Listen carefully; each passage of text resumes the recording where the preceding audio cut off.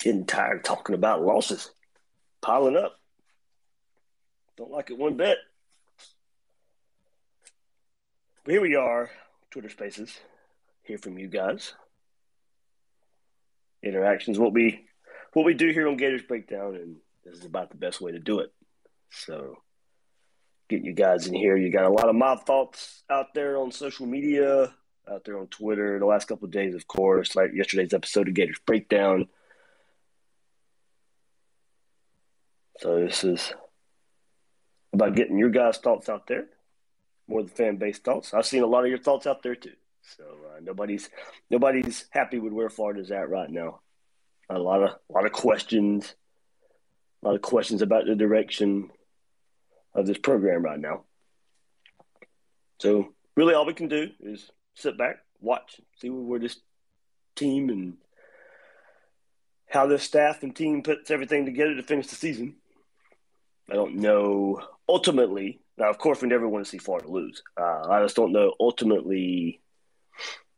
We'll feel better as long as the wins pile up the rest of November. But ultimately, when you go and look back at this season, the stretch that we just went through will be the main look back.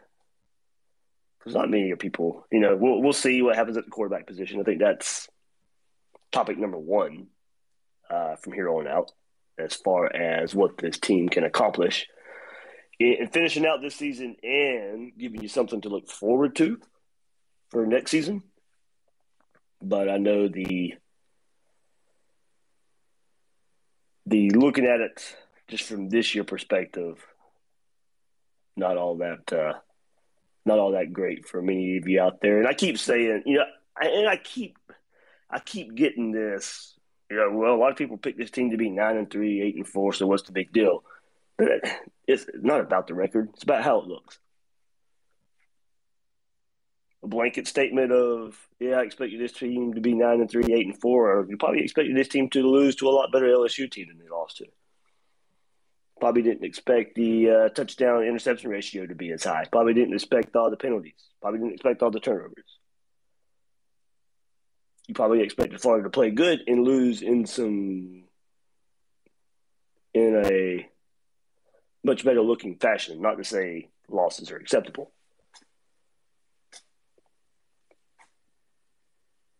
But if you were picking, 9-3, 8-4, credit to you. If you picked it to look like this, even more credit to you. I just don't think many people predicted that. All right, here we go. Let's get started. James Jones in here.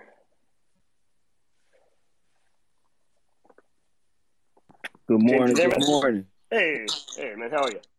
Cooling, man. Man, I just came off a good homecoming, family homecoming. So I actually had to catch up on the game Sunday, and yeah, man, another tough loss, man. I'm on the side of with Anthony Richardson, let him ride it out still. Yep. No, I mean, like that game was literally decided in those last 2 minutes of the game. I'm not really. I don't. It's kind of easy to say, oh, we should have started Emory when just off those last 2 minutes. Dan should have started Emory. I don't think I think the decision was made. I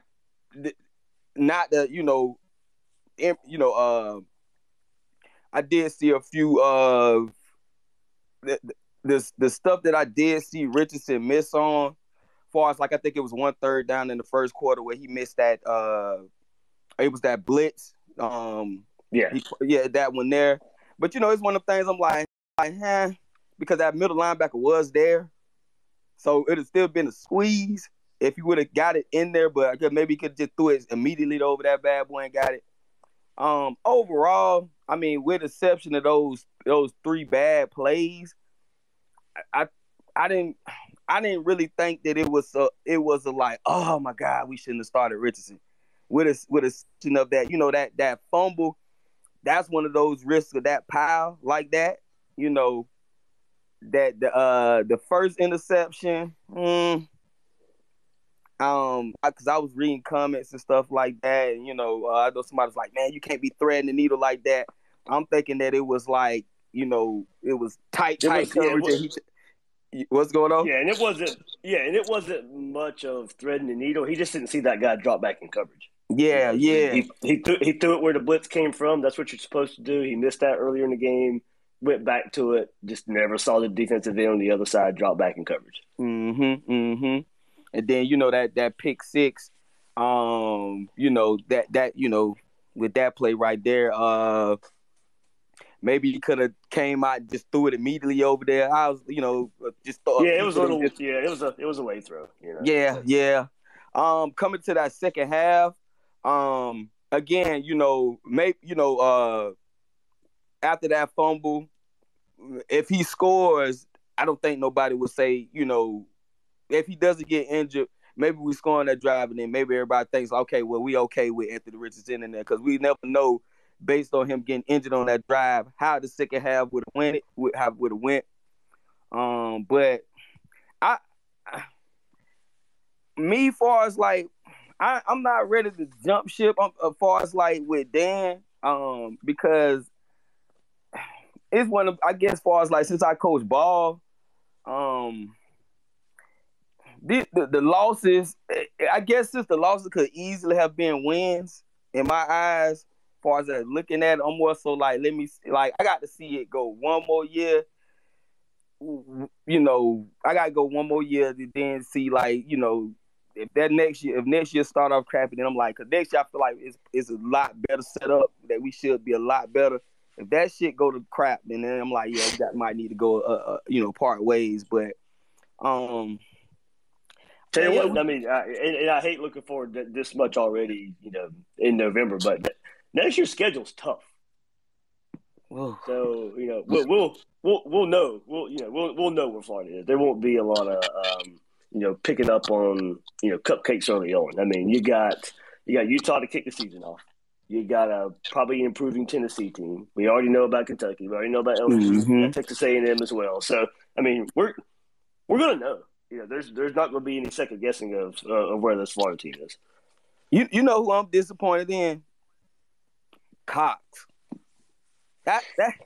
He was handling Cox, man. He is oh my God, man. It's like it's just like he almost is. It's like it's just something that it's like an extra gear just missing to me with him. It's like I can see the potential. And it's just like, for some reason, stuff just don't go through with him. But it wasn't the defense fault, their game. Right. They can't put on defense. But, man, that's one player that I've kind of been disappointed in this year a little bit on the defensive side. But, that game there, man, woo! We got to win these last four. I don't know. Yeah, I mean, I don't know if you saw what I put on Twitter right before this. But, it's not this game didn't really tell us anything new. It didn't raise any more questions. It just further cemented the ones we already had. So and you mentioned quarterback. That's kind of maybe a theme for the episode tonight. I'll put it out there. We can talk about it here as well, but I'll throw it out there on Twitter world just to get a lot of people's reaction. But of course, I am getting. Well, yep, we should have started Richardson. Told y'all he wasn't as good as what y'all thought he was, and all that. And I knew that was going to come with it. And I mentioned it somewhere along the way that I knew that would come up if even if Florida didn't win the game, people expected they wanted to. Say ha ha, I told you so. Yeah, it was gonna be a damn if you do, damn if you don't. If Emory came in there and pissed the bed, we got to go with the younger talent. We should have went with Richardson and let him go for the Georgia game, and then vice versa. What just happened? Now we getting that. So this was damn if you do, damn if you don't. The only acceptable thing that was to come out was going to be a win. Any loss, yeah. Yeah. But that's it, right, for man. me. Yes, sir. Sounds good, man. All right.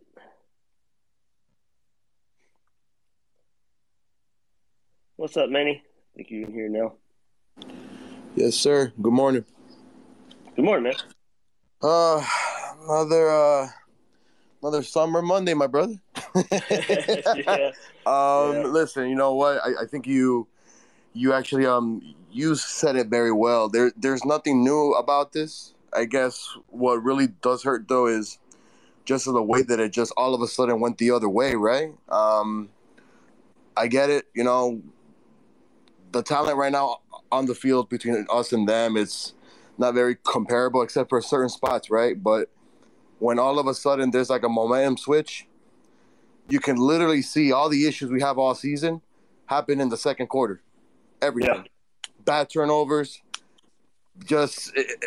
Man. And then the only thing that gets me is they wait till Saturday to announce Anthony being the starter. So in my eyes, I'm thinking they had 2 weeks, right? So maybe they just went 1 week of normal practice. And then with all this stuff going on, well, just let Anthony play. Maybe Dan was like, you know what? Screw it. Hey, fans, you guys want him out there? Okay, here you go. Right? I don't know if he just wanted to basically say, you guys want him so bad. Here you go. And right? I don't know. Again, it's in a tough spot. Again, though, I expected a little bit more offensively, right, per se. I mean, we couldn't convert third downs. That's nothing new. Throwing picks, that's nothing new. Our players on the sidelines just, hands on their hips, have no idea what to, what I'm saying? Like I didn't even watch the game. I went to Orlando, and I was at Disney, and I had my shirt on, and you know what? Listen, I had no expectations, man. Every single Georgia fan that walked by me after 4 o'clock was just giving me that smirk, so I knew it wasn't good. I knew it wasn't good at all, right? But, and then at some point, some dude just walks up to me and goes, so how you like that ass whooping? I'm like, how old are you? He goes, he goes to me, well, I am less than 24. I'm like, well, then you weren't born around 1981, so just leave me alone, man. It's just one of those things, man. But this is not the standard, man. Maybe we've seen the best of Dan, right?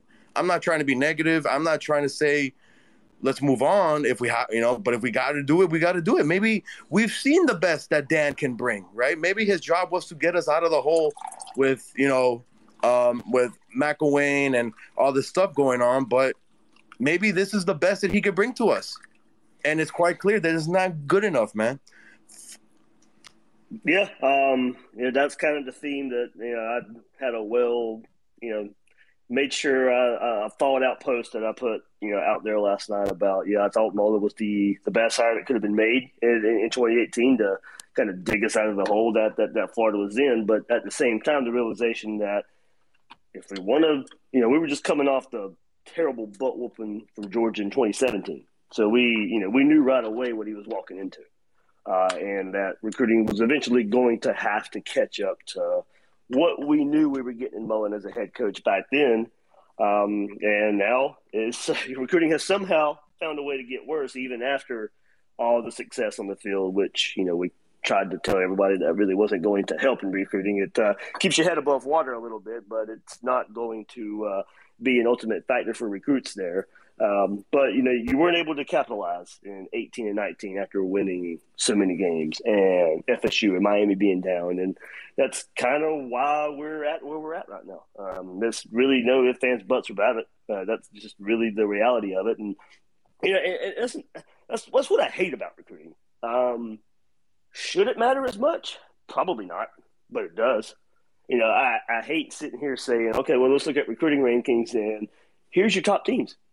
You already know the season, how it's going to play out for the most part just by looking at recruiting rankings. Now, of course, those same teams have to develop their players. They have to develop their 4 stars and 5 stars or they're not going to be there. But they do. I mean, it's consistent. Yeah, Georgia hasn't won a title, but in a way, they're keeping away from Florida winning one. Yeah, they may not win one, but the way they're recruiting it hurts Florida. So, that's another way to look at it. But, I wish it didn't matter as much. I wish there was ways to get around it. There are in other conferences. You see it play in and play out. But in the SEC, it matters a whole lot. And it probably matters more than it should. But that's just the harsh reality of it. Yeah, man. I mean, again, right? Like this season, I'm not sure how many had, expectations, right? But you at least just wanted to see some type of improvement, whether it's overall or at least to see what could have been with Emery, which we kind of know what it is. It just feels like too many ups and downs on the season, right? And so then when you have so many of those, there's not really a way for you to actually play consistent ball, right? It's like, it's just one of those things that it's not like the NFL, right, where you're getting paid and I'm saying you kind of know what's out there, in collegiate, you got guys that are either getting ready after the draft or in the middle trying to make their name, or you have guys just trying to make the team. And it just feels like this season Dan hasn't been able to find the right fold between here or like there to get everything, at least going all at once. And, like I had these fans that come up to me, goes, well, tell me another team that actually had to play two number one ranked teams in the same season. I go, listen, I'm not trying to find an excuse, man. But at the end of the day, when you're Florida and you got so many so many things that are available, right? And you're in the pipeline state, and you got people like players that are being ranked that are getting just taken away from everyone around you. And then you're like, well, what the hell's going on here? You know what I mean? Like, it's that it doesn't feel like the players that we have right now are either getting motivated or they really just don't want to listen to their head coach anymore. Right? And the last thing we want is to lose a locker room. And it just feels like it's just dead right now. Right? So then where do you go from here? What? So then they'll come out. We're hoping, right, Dave? We're hoping that they come out against South Carolina and they put a 60-minute game together, and all that's going to do is, oh, well, where was this all season? But it's like, it's not about where was this all season. It's like, where the hell was this from the beginning of every single game? Okay, with like, you know what I mean? And it's like, I don't want to beat South Carolina, basically whoop their butts and then feel confident about it. No, I don't want to feel confident about it, because in the games where we were supposed to be competitive, in the games that we thought we could win, we've been losing. And that's unacceptable.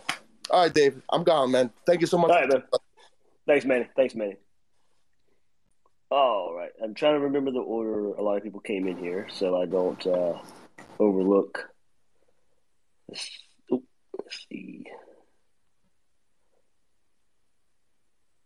There we go there. All right, a couple more at the end right now. Hey, Dave, how you doing? Good, man. How about you? Good. Hey, I'm kind of with Sweet. I want to keep Dan Mullen another year. I think Emory Jones or Anthony Richardson, I want to keep him in, playing the rest of the year also. I think a lot of it was not on him. We don't have any fast receivers right now. None of them guys were able to get separation. It was what it was. I do think with Gibson and Smith and Isaiah Bond coming next year, with Richardson having his second year, I think we're going to be a lot better next year. I do want to see Todd Grantham gone. I do want to see some of the coaches that are not recruiting to the standard gone. But I do think Dan Mullen will get it done. That's my take on it. Yeah, but see, you're bringing up freshman receivers, and whenever we've seen, at least a group of them come in and make an immediate impact under Mullen. Right. Now, no fault of his. Florida's had pretty good receivers, so It was always going to be tough for some true freshman wide receivers to come in here and play over Van Jefferson and Trevon Grimes and Freddie Swain and Josh Hammond. So, that one there, we talk about recruiting and guys playing early. Well, you can't really complain with the way receiver has worked out up to this point. Right. We'll see if that can make a big difference in looking at that. And this game is really tricky as far as that goes. There have been receivers open a lot this year that never were thrown to, never even seen. With this defense they were going against, it's going to look a little worse. Especially Florida needed some long developing plays for explosives, and that was my worry going into the game. Even with the quarterback change, it was can the offensive line hold up long enough for those explosives to happen? And, of course, they didn't. And that was my biggest worry going in. Yeah, Richardson is a lot more explosive, but, it's not up to him only to be more explosive. You got to have the time to do it, and it wasn't there for the most part. Not saying every mistake he made is on the offensive line or the receivers, like I said. He made his fair share of young quarterback mistakes as well. And like as I've said all along, if we're going to go to him, there's going to be the ups and downs of it. We're going to have to ride or die with it. But yeah, you're right. You definitely have, and not to compare everybody to a first round pick, but you definitely don't have a Kadarius Toney type or somebody they feel comfortable in using with that. Now, I think some of the ways you use Kadarius Toney, I think Jacob Copeland could replicate as far as sweeps, reverses, getting him more involved in that part of the game. But kind of talking to your point, strictly receiver, they don't have that guy who can just consistently get open, get at the first down sticks and make a move, and he's wide open. Right. That's definitely a big portion of a lot of the offense we saw last year that definitely does not translate to the offense this year. So.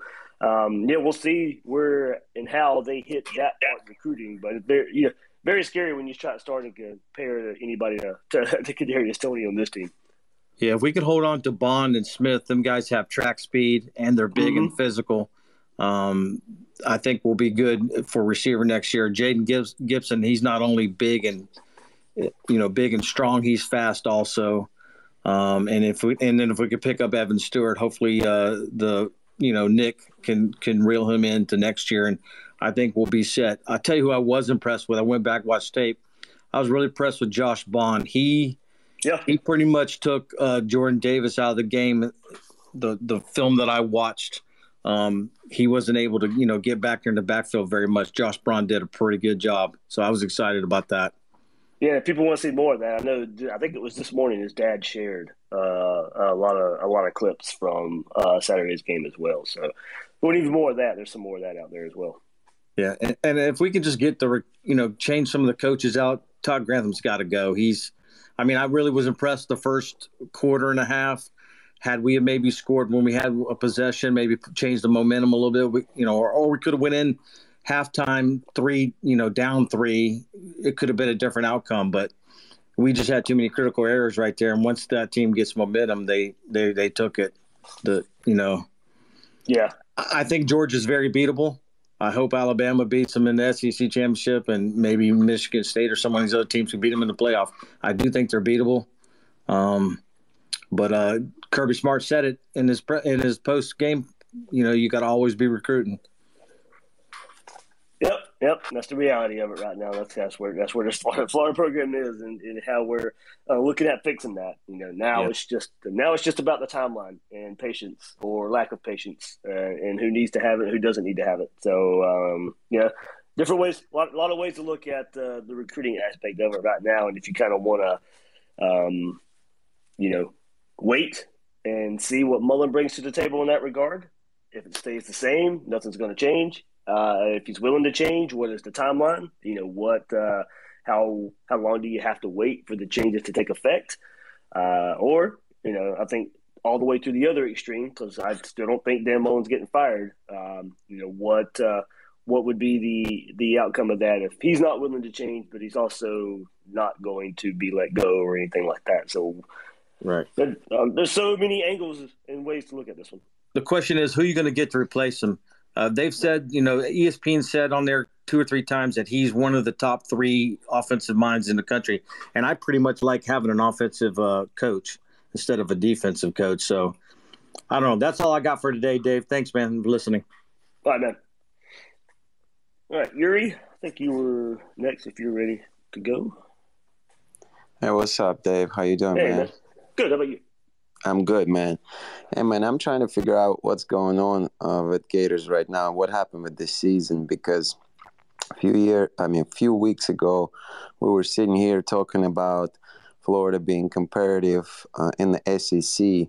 They play very well against Alabama besides that first quarter, Their defense played solid, making stops and everything.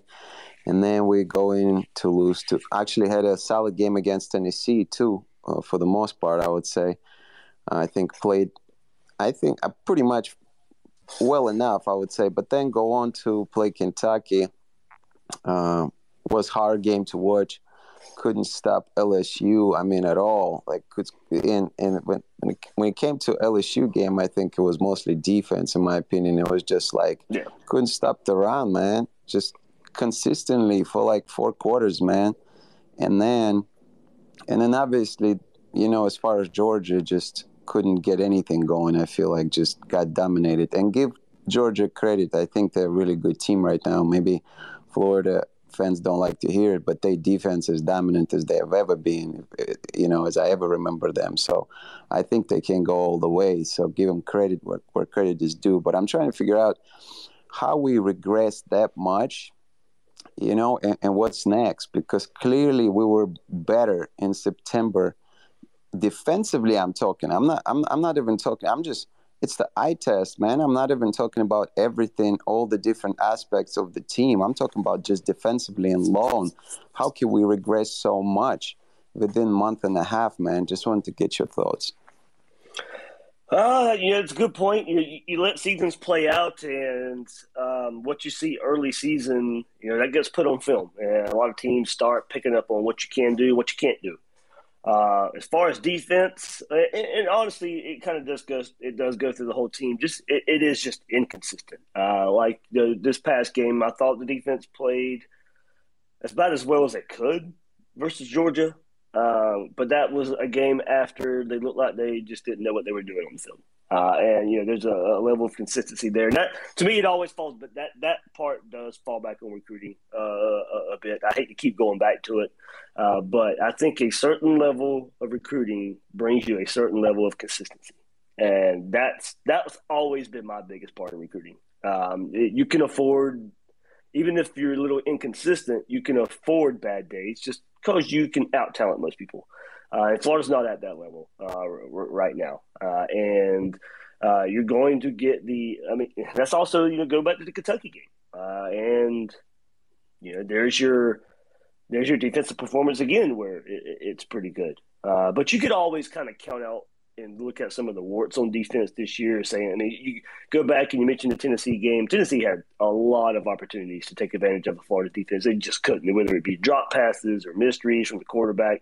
The plays were there for Tennessee. You just was glad at the time Florida got away from them, or got away with the mistakes that they were making, hoping they saw the mistakes and say, okay, well, that's not going to happen again.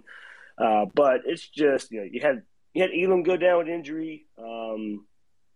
And at the same time, you didn't think the way Florida was playing at that time, it really made that much of had an effect because it came at the right part of the season. For one thing, you played a Kentucky offense that would rather run than pass. And it really wasn't the passing attack from Kentucky that really beat Florida.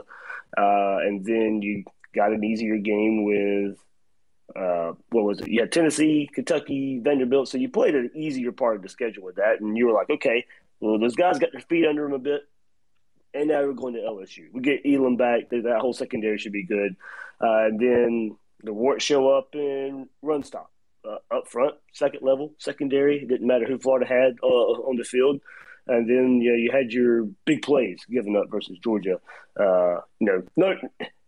I don't want to really single him out here because he played a great game overall. But, just the one big play in the passing game there that, right over Rashad Torrance for a touchdown with Georgia when they got one of the turnovers and was able to just respond right away. But, heck of a performance there for Rashad Torrance. But it really this boils down to inconsistency. To me, it starts up front.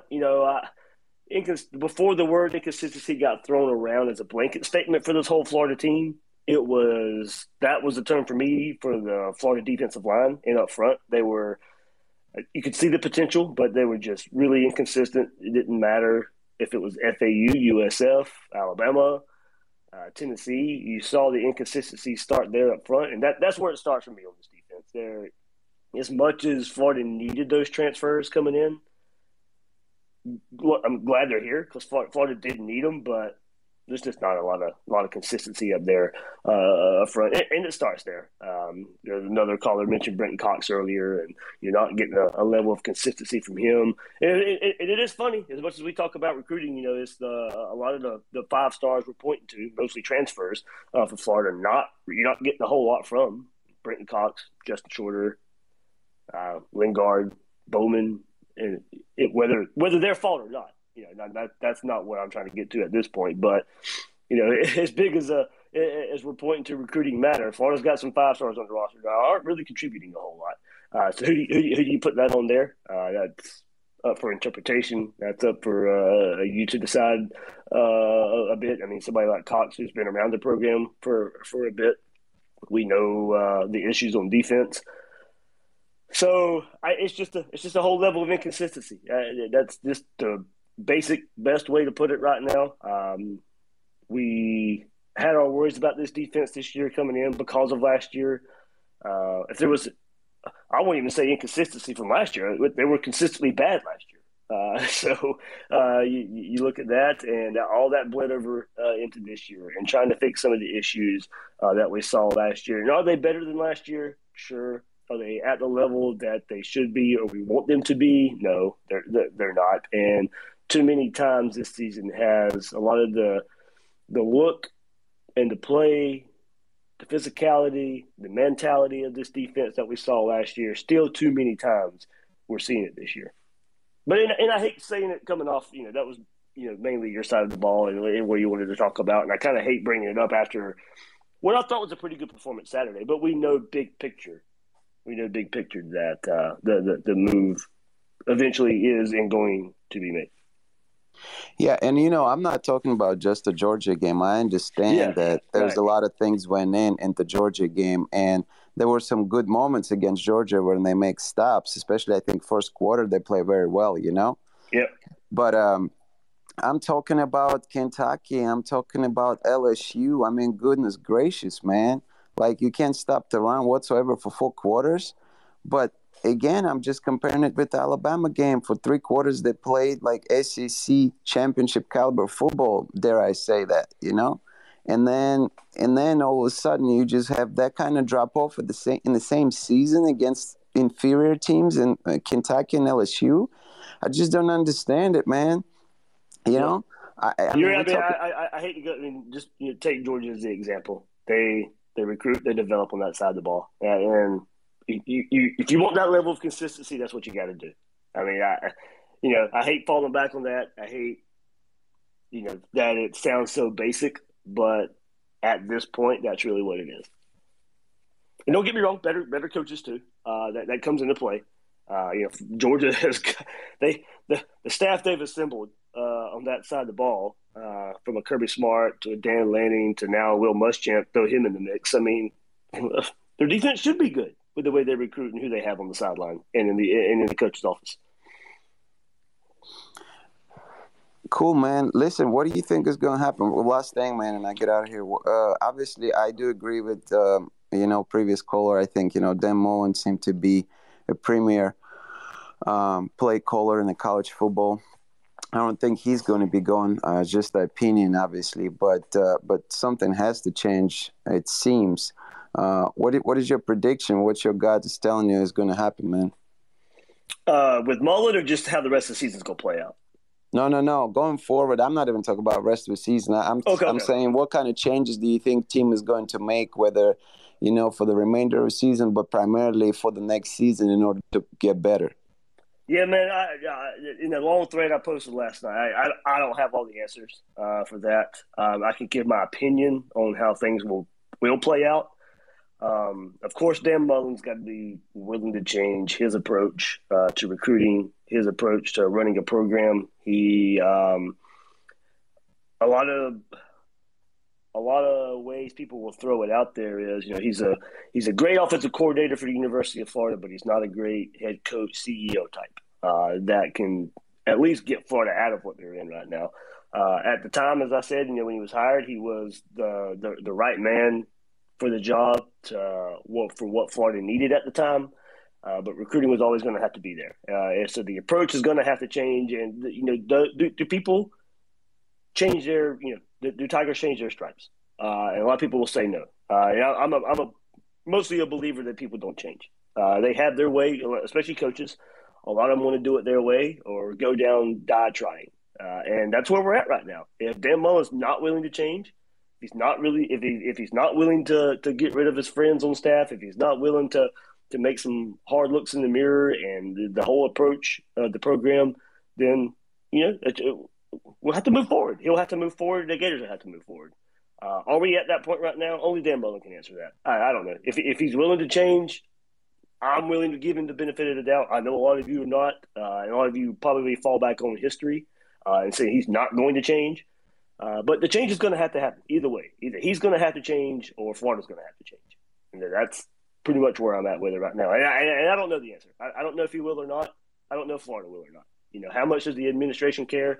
It's not 100% on Dan Mullen. I'm willing to admit that. But I know enough also with the approach behind the scenes that, it can be better as well. But it also can be better above him.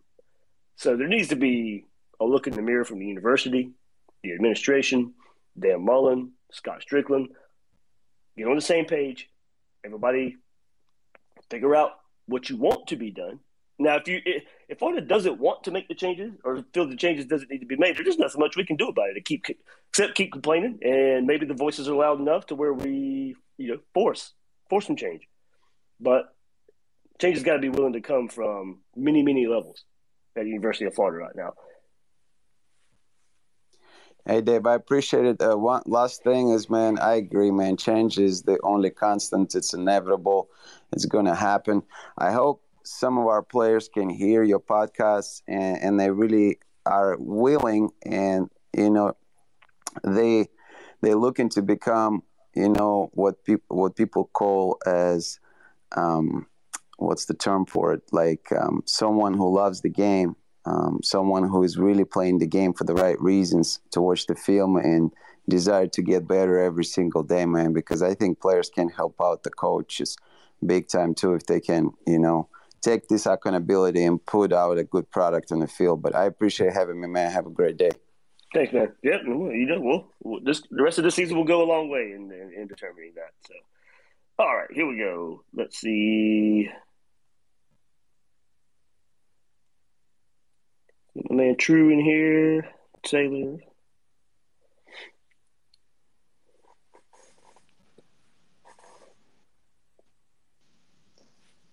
Yo. True. Taylor, what's up? What's up? You want to go first, True? Nah, you can go ahead and get it, big dog.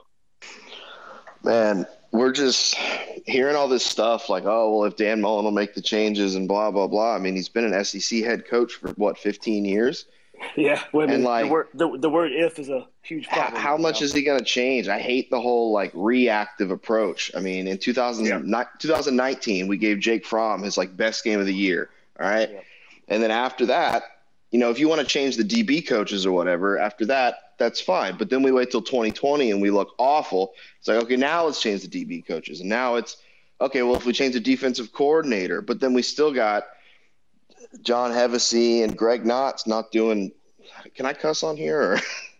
I'd rather not. But okay, not doing a dang thing on the trail.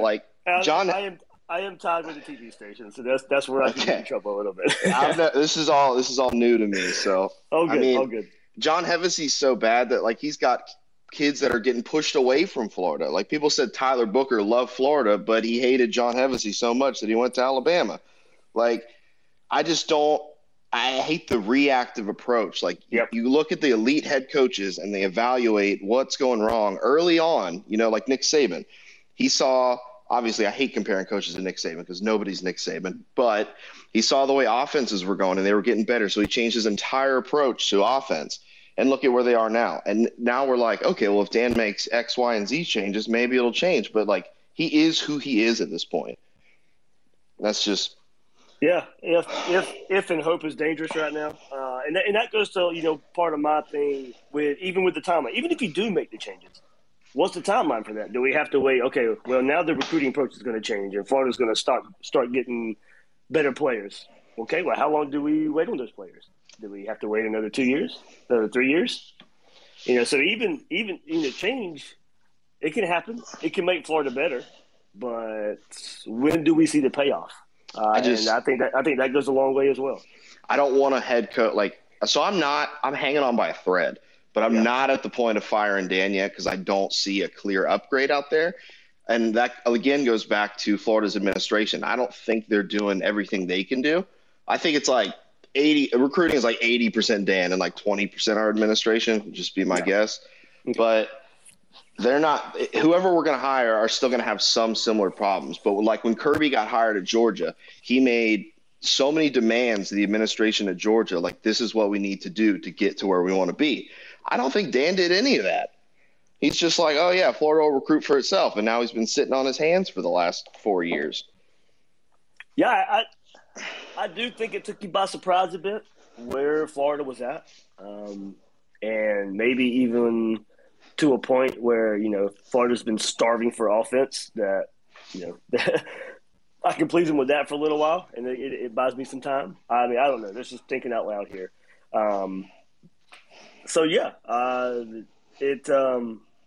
It does start top, even higher than Mullen as far as complete program approach to how serious they want to be about football. And I don't know how to change that except for money goes a long way, and voicing opinions go a long way for that. So they gotta know, at least from the fan base, it won't be acceptable, and then from then at least you did your part. At least we did our part. I just don't even know if they care anymore. I mean, you'd probably know better than I do, but they're more worried about being a top 5 university than football and basketball at this point. It's definitely the way it looks. And that's definitely the narrative that's out there. And if they don't want that narrative to be out there, then I know the facility is coming, and coaches are being paid a lot of money. You look at those two aspects of it, you could say they're serious in that regard, but there's much more to it. There's much more to it than that. Yeah, I mean, you can do both too. You can be a great university and be great at sports. Yeah, so they just – I look at Ohio State, you just have to balance it. Black or white, doesn't have to be either or. You're exactly right there. Yeah, but I was fuming. Listen, I'm so dang mad at this point. I had to get that off my chest. I'll let True take over. Yeah, all good. Thanks, mad. Dave. It's good, man. Believe me, it's good. They need to know. Yeah, I don't know if they care what I have to say, but at least I got somewhere to yell at somebody. There we go. Thanks, man. Hey, man, should have went first because Taylor said a lot of things that I was going to say. You're not shy, man. I know that. Man, for me, man, it's like Taylor was saying, at this point, for me, Dan Mullen is who he is. You know what I mean? So all of the, well, if we just change this and if he just does that, that's 4 years in. If he hasn't done it at this point, what makes us think that he's going to do it now? And even if he does, why did it take 4 years for you to realize that you need to make a change? I think even like somebody was saying earlier, we just hold on to these recruits and get these commits. Like you said, all right, if we get them, even then, when are we going to see them? We got DeMarcus Bowman, we got Lorenzo Linger. We're still not playing these people. I don't really see how it improves with Dan Mullen. Yeah, true. But my point there, and what I've brought up is he saw what needed to be done and how it needed to be done right under Urban Meyer, and then he coached for years versus Nick Saban. Right. And then he saw what Kirby was building early on at Georgia. Right. So that's my biggest worry is it wasn't hard to see. Right. At least for his position and his coaching history, he knows what has to be done. There's too much. He was around it. He was too close to it. And to think that he could do it his way, a different way, just, by his development and his coaching style. Look, it goes a long way. But who's been developed, though? Who's been developed? Like, there's a lot of guys in the NFL from these teams. A lot of people that were recruited by Jim McElwain. Right. We got like. Hey, notice I said development now. I didn't say recruiting. like his guys. Like when I look at the game or just the season as a whole to this point, and I'm trying to identify what we're good at. Run defense, pass defense, special teams, like pass offense. We're not good at anything. Like, these are your guys. Year 4, you're supposed to be. We don't really need to recruit because we can develop so well. But you're not developing, man. Like, we're not good at any of it. So, like, what are you doing? If you're not going to recruit good players or the top notch, the highest, the most elite players, if you're not going to recruit them and your pitch to us is, well, don't worry about it. We got our own board. We're going to develop these guys. Then when you go and play these older guys, I need for these older guys to go out here and beat all these 5-star freshmen that you were saying, we ain't worried about it. We're going to develop these 3 and 4, these low 4-stars, and we're going to beat it like that. And it's not happening. We should have beat Kentucky. Nope. We should have beat LSU. None of that stuff should have happened. I'm not even saying we should have beat Georgia. You know what I'm saying? It's kind of like you said. Right. Like you said, it's not that the result really changed anything or whatever. We kind of knew what we knew going into the game. But just the way we've been looking all season. We should have looked at that Saturday. There you go. And true, in big picture, should we be looking at it that way in year 4? That's where I'm at with you. Right. Like, we shouldn't have to be asking these questions in year 4, honestly. We really shouldn't. You know, when Dan Mullen was hired in 2018, dude, all right, in year 4, we're going to get blown out by Georgia. Georgia's going to be head and shoulders above Florida. Right. You know, nobody would have accepted that then. At least I don't think so. But that's it, man. Yes, sir. Thanks, Drew. Let me get a few more of you in here. Nick. Joseph.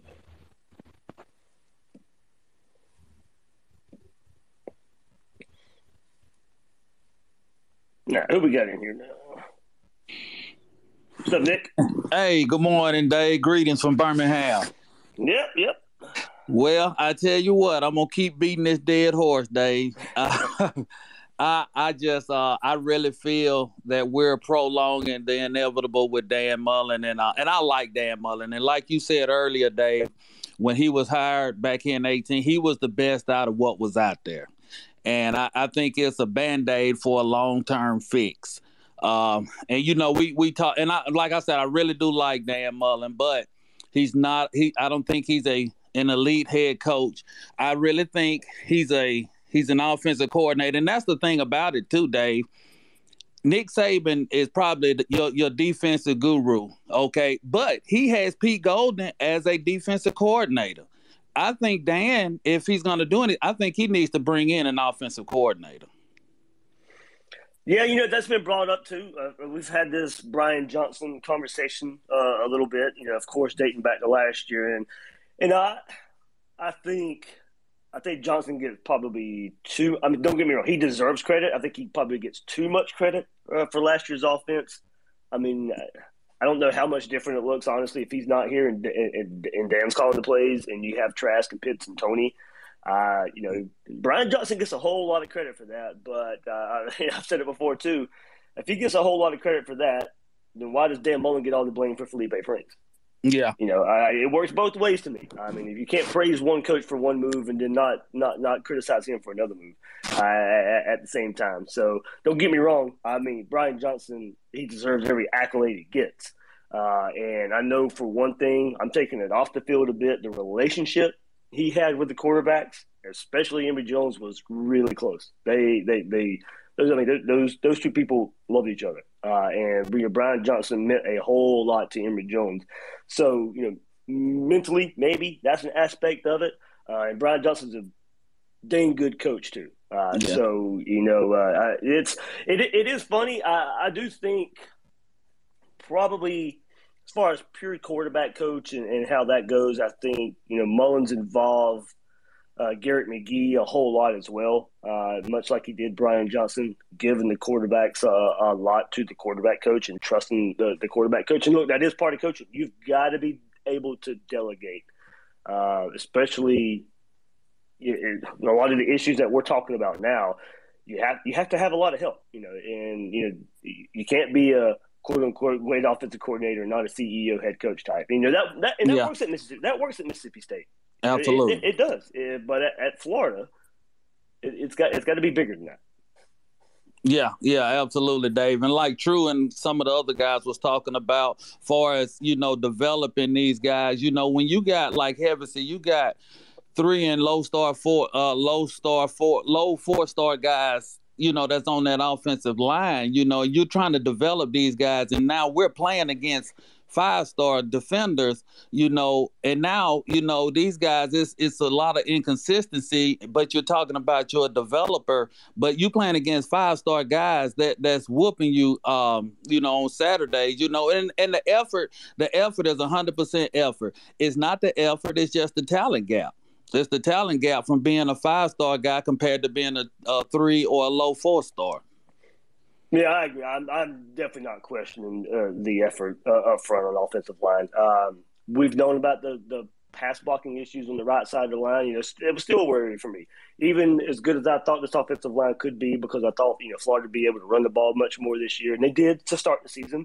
And the offensive line deserved every accolade they were getting at the time. But we still knew pass blocking was going to be the issue. And if you had to drop back in pass block, I knew the issues were still going to be there. I mean, I don't regret giving Gene Delance and Stuart Reese and those guys a whole lot of credit at the beginning of the year when Florida was able to run the ball. They deserved it. If we were going to slam them for all the bad they did, I was going to give them a lot of credit for the good they were doing at the same time. But yes, at the same time, we knew what the issues were going to be, and if Florida couldn't run the ball, that was the worry. That was the worry for me this year. If Florida couldn't run the ball because we knew the issues in pass blocking, and honestly, it falls back to recruiting once again. But yeah, I won't question the effort there. Yeah, and last thing is this, Dave. Like we was talking about Dan not being a good CEO of the whole team. Case in point, Dave. You look at special teams, Dave, and I said it on Twitter. Our special teams has not been special at all. When you're playing teams like Kentucky, LSU, and Georgia, and especially Georgia, when points are going to be hard to come by, you need something in special teams to flip that. That they can change the momentum of the whole game, and we don't even have that. I was thinking they was going to give Finley Graham an opportunity to come back there. Nothing against Xavier Henderson, but I mean, he's not electrifying back there, and you need somebody back there to try to take the top off, in a game like you playing with Georgia. Yeah, man, I brought that up on, I think it was either last week's Gators Breakdown Plus Q&A episode or here on Twitter Spaces last week that, special teams is the place I would have been aggressive, try and steal some points. As you said, points were going to be at a premium versus that Georgia defense. That's definitely a place I was looking at. To be even more aggressive, or at least something changing there.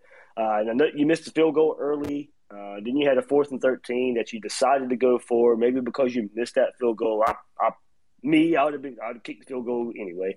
Yeah. But also, like you said, punt blocking, punt return, kick return, anything just to get it going, anything different.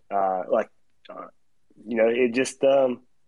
And the way the game played out was weird as well, of course, with that whole everything at the end of the second quarter. But you're right. It's there was one place I was looking for something different, some more aggression to try and steal some points, get some quote unquote cheap points.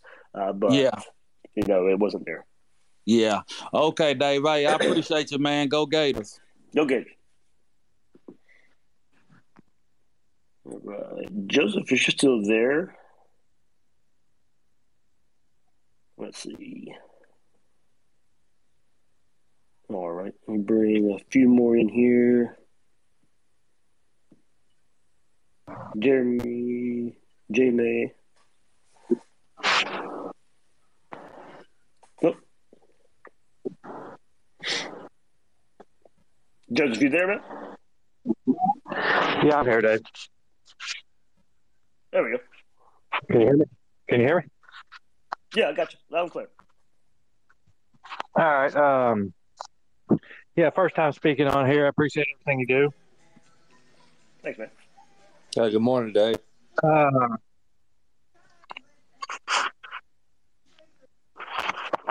just going to bring up a lot of stuff everybody else is.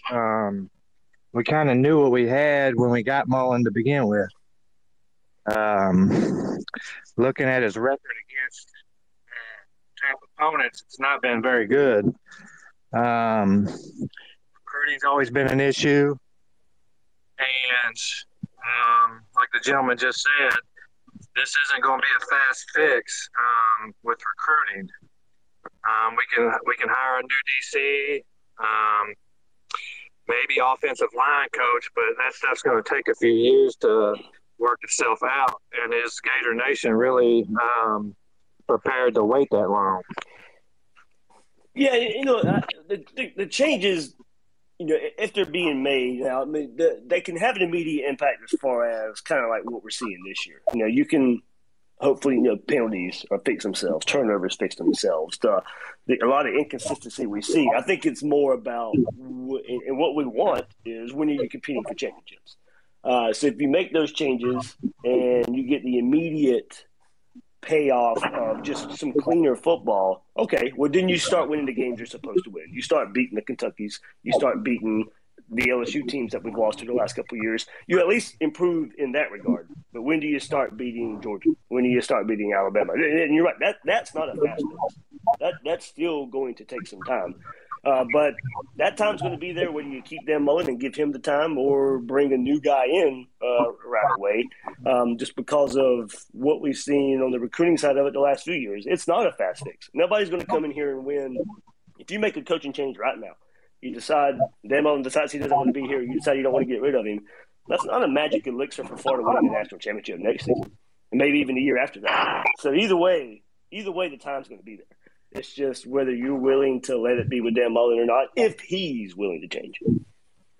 All right, I got one more thing here. I hear a lot of these coaches' names that are brought up for replacements for Todd Grantham and a couple more.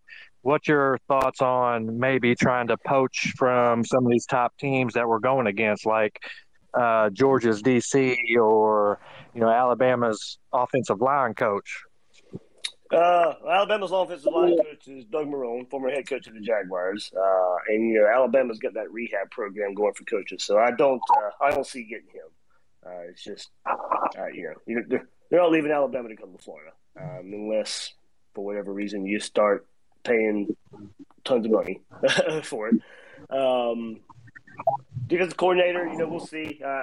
I'm hesitant to get too far on that. I think it happens. I usually wait for that stuff to happen before I start talking too much. But Doug Belk, defensive coordinator at Houston, a guy I'd look for. And, of course, you start mentioning maybe a Glenn Schumann at Georgia. He's a co-defensive coordinator, inside linebacker, like you're saying. If you want to try and take somebody, poach somebody from who we're going against every year, Glenn Schumann's probably a name I'm looking out for. I don't think Dan Lanning is leaving Georgia for a defensive coordinator job at Florida. His next move's a head coach somewhere. But Glenn Schumann is a co-DC at Georgia. Would you look at somebody like that? All right, Dave. Appreciate you. Man. Go Gators. Jeremy, I think you're in here now. Hey, good morning, Dave. Hey, man. Hey, I want to. I know Dan Mullen. He's a little weird, maybe. I was thinking that may be the problem. He could get nobody other than damn John Hevesy, who's been with him for 20 years, or Billy Gonzalez, which I really like Billy Gonzalez, but maybe and then the tight end coach Brewster, they've coached together before. The Mullen may be the problem as far as hiring people, that nobody wants to come coach with him. I know he's arrogant as hell, and I don't know if anybody would even hire Todd Grantham, so I don't think he'd even have an option to leave. So he had to stick with Mullen. But man, a change has got to be made, and it should have been made after last year really, but I just think change has got to be made. And I don't think I'd like to keep Dan Mullen, but I think Florida needs to open up the playbook, and I'm not talking about just defensive coordinator.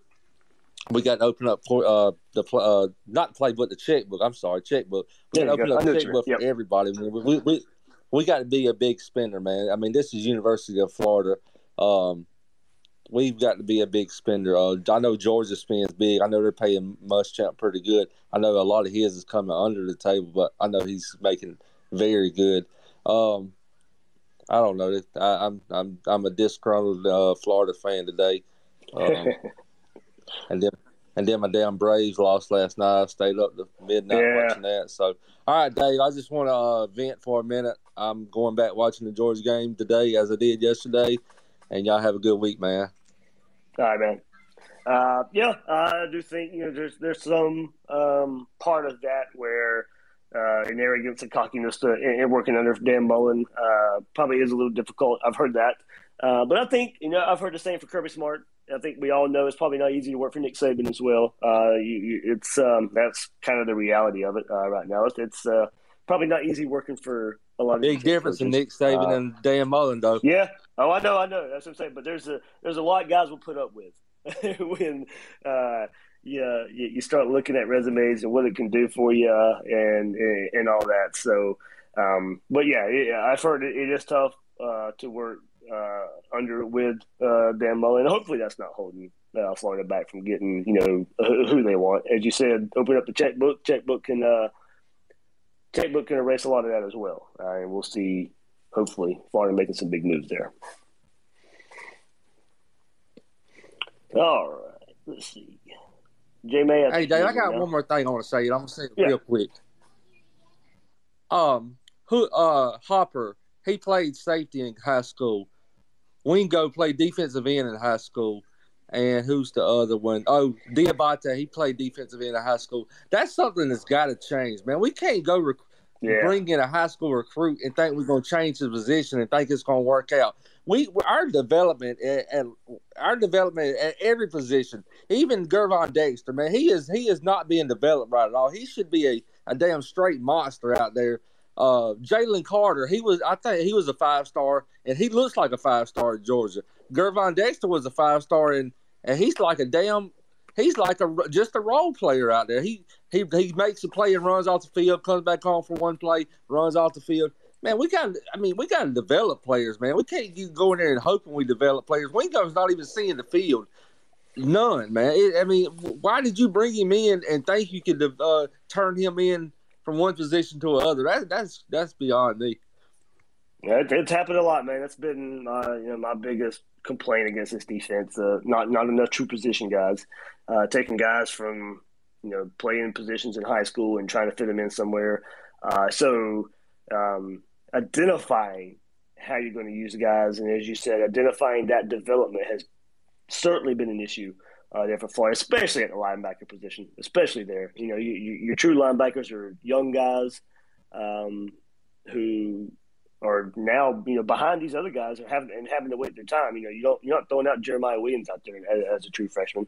And of course, getting Ventrell Miller hurt at the beginning of the year hurts that a bit. But still, we knew everybody around him was still trying to figure out the linebacker position, still trying to figure out how to play the linebacker position, and it's showing up. It's showing up a lot, especially at that position of guys that you didn't recruit a whole lot of true linebackers for, and it's really showing up week in and week out.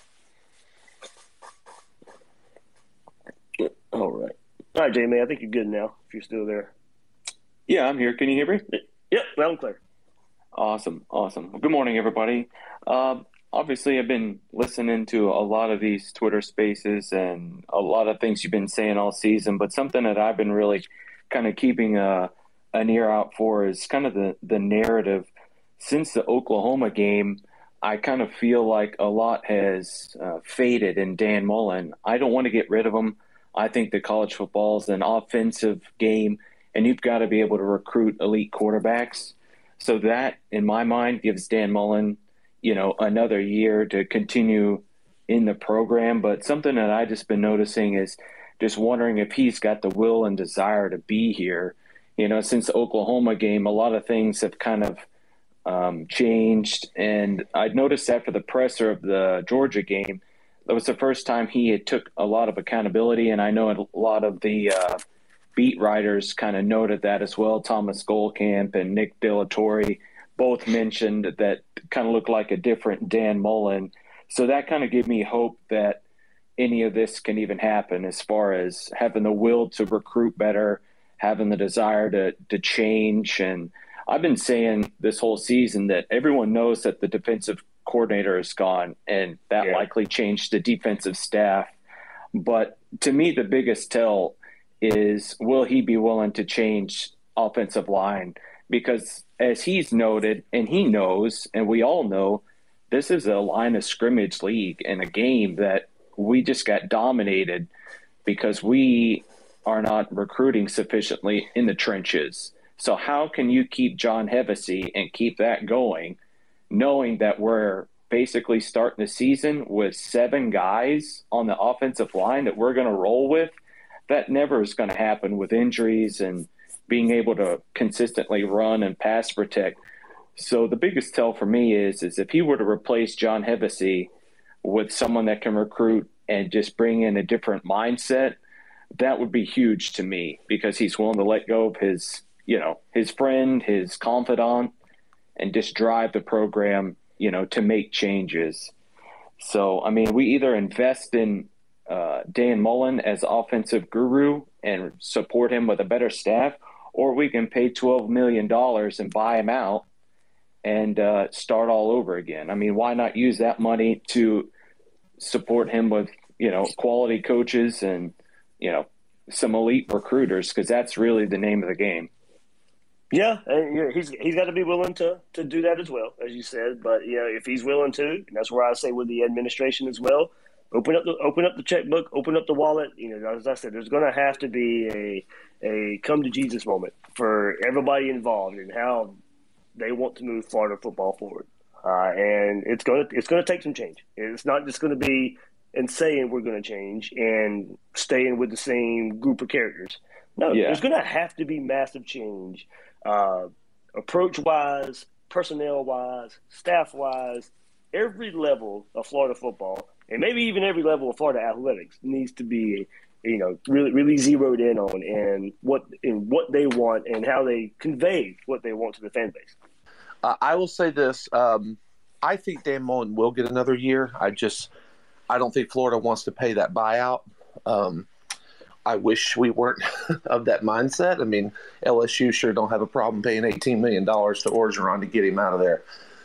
But I think that the only way I think I could see that change is if we lose to FSU.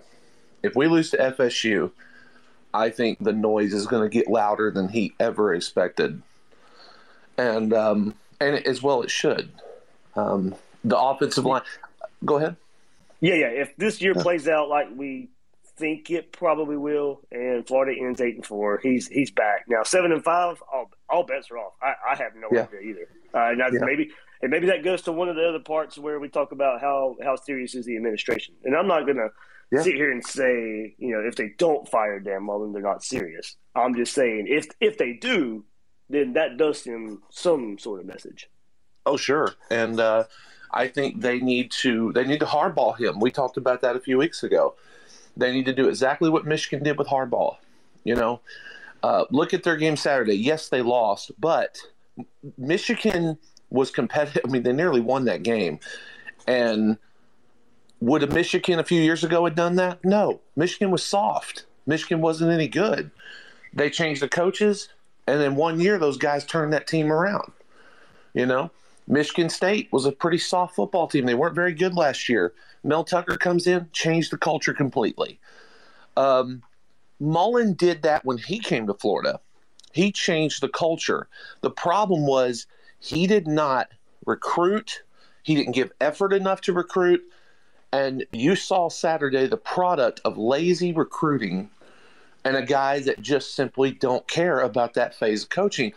And what Kirby Smart said, we can hate him, we can do whatever.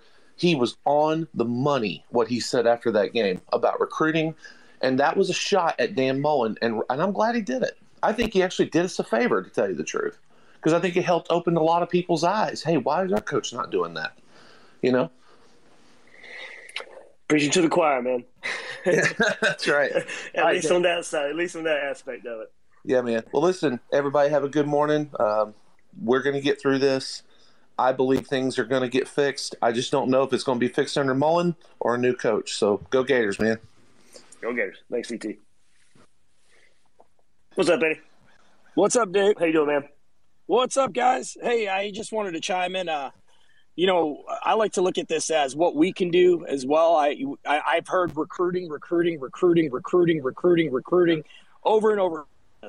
And we all can say, okay, let's look at the landscape here. I looked at 5 and 4 stars on 247 versus the Gators, Georgia. I think they have 19 5-stars on the staff, on the team.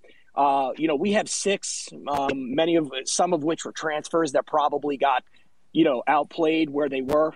When I look at that, when I looked at the total number of 17 extra players that are 5 and 4 stars, I'm not that good at math, Dave, but how many players get on a football field?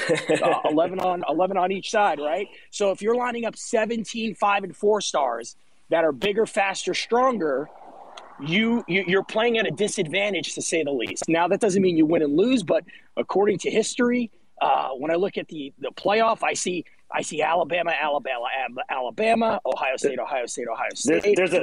Georgia. There's a baseline there. And so what I want to say, guys, and this is key. Ready? Everyone needs to understand this. We have a great on the field coach. We all know that he can do things on offense, right? We all love an offensive game. We're Gator Nation. We have the ability now to directly impact the advantages that Florida can bring to recruits that say, where do I want to enroll next year? Well, if we were somehow to get a fan base together that says, let's consolidate our effort and let's show that an incoming freshman class has a fan club that wants to know them so bad that we are willing to say we have 7 figures, $1 million, that we could say you're going to get $1 million in cash as an NIL opportunity if you choose Florida over Tennessee, Mr. Walter Dolan. Okay? Let me spell this out, Gator Nation. This isn't the old recruiting. The coach comes in, says some cool stuff, eats popcorn with your parents, and goes to Chick-fil-A and, come to Georgia because Georgia has cool colors. No, you know what color is better than red and black? Green. And these players want opportunities. Now, everyone listening, ready? We can be entrepreneurial with this dilemma we're in, or we could sit on the sideline like fans and say, why isn't my coach recruiting well enough? In 3 years from now, there's going to be a fan base out there, and I'm hoping it's us, where they're going to be able to tell incoming freshman class, you are going to get 7 figures because we're crazy fans here. We want to know you. And when you're getting cash here, it ain't going to be some incentive-laced deal like that Justin Ewers, I can't even say his last name, whatever. That Justin guy from Ohio State, it's incentive-laced. He has to win the Heisman. He has to win national championships to get his money. No, we're going to say our incoming freshman class, they get $1 million cash opportunities here at Gator Nation because we joined a fan club that want to know them so bad. Either we could sit back on the sidelines and say, it's all on the coaches and administration, and I'm such a big Gator fan, I'm just going to sit back and complain about it. Or we could say, no, I got $6 a month. I was going to go get Starbucks this morning, but I'm just going to put my $6 in the pot and see if we can get 7 figures together so that we can literally say, who wants to come to Florida? But we accumulated $2 million for the next 10 recruits. And coming off the edge from Tennessee, you better be the. All right, Eddie, you're breaking up there, but yeah, we get the point. I'm gonna plug it right here for Eddie, the Gator Collective. That's what we're talking about. You can do your part. Yeah, we are mentioning recruiting, and the game of recruiting has changed. You've heard me plug it on Gators Breakdown, on Twitter, the social media aspect of it. Recruiting's changing, NIL style. And Gator Nation has started something special. The first one to do it of the kind. Gator fan base can join. The money goes to the players. We're planning on having this very platform, our Twitter space, where people can get their questions answered about the Gator Collective. But the base of it, if we want to talk recruiting, and how the game is changing, as Eddie said, it ain't red and black. It's not orange and blue. It's not crimson and white. It's green.